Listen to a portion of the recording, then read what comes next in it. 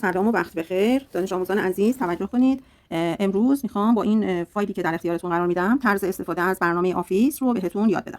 همونجوری که خدمتتون عرض کردم سر کلاس، شما برنامه آفیس رو توی گوشیتون دانلود میکنید و روی برنامه کلیک میکنید. این برنامه وقتی باز میشه بالای صفحه شما 4 تا رنگ آبی، سبز، نارنجی و قرمز رو دارید. ما قراره که ورد رو به شما یاد بدیم و طریقه استفاده کردن و تایپ کردن توی برنامه ورد رو میخوایم بهتون یاد بدیم. پس روی اون گزینه آبی که پایینش نوشته داکیومنت کلیک میکنید. بعد یه همچین صفحه‌ای باز میشه براتون که ما این صفحات بهشون صفحات آماده است که ما این رو لازم نداریم. برای اینکه یک صفحه سفید برای ما بیاره باید رو علامت به اضافه‌ای که بالای صفحه هست کلیک کنیم. بعد این صفحه سفید برای ما نمایش داده میشه.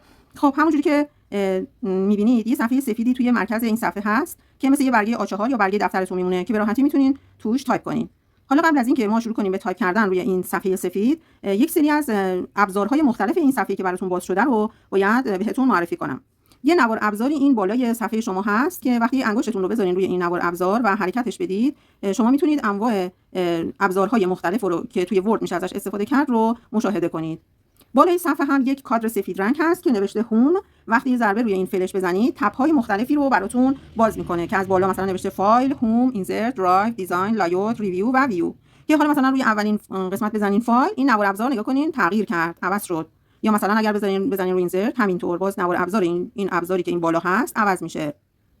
یا مثلا بزنین دیزاین، نگاه کنین 3 تا آیکون بیشتر اینجا نداره. یا مثلا بزنین لایوت، اینجا این ابزارها تغییر میکنن.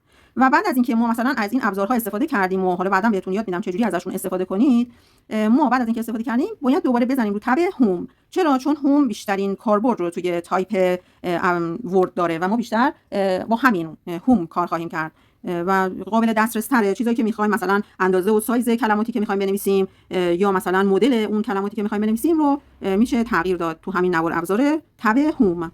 خب تا اینجا میشه جلسه اول این برنامه ورد شما که شما باید داخل منزل تمام این مراحل رو اول چند بار این ویدیو رو تماشا کنید، یاد بگیرید. بعد خودتون با گوشی که دستتون دارید اینا رو تمرین کنید و در آخر که دیگه آماده بودید مثل من یه فیلم بگیرید و تمام این قسمتایی که به شما توضیح دادم رو توی فیلم توضیح بدید که من متوجه بشم که شما یاد گرفتین و ضبطش کنین و بعدش توی گروه شادی که داریم ارسال کنید. موفق باشید. خدا نگهدار.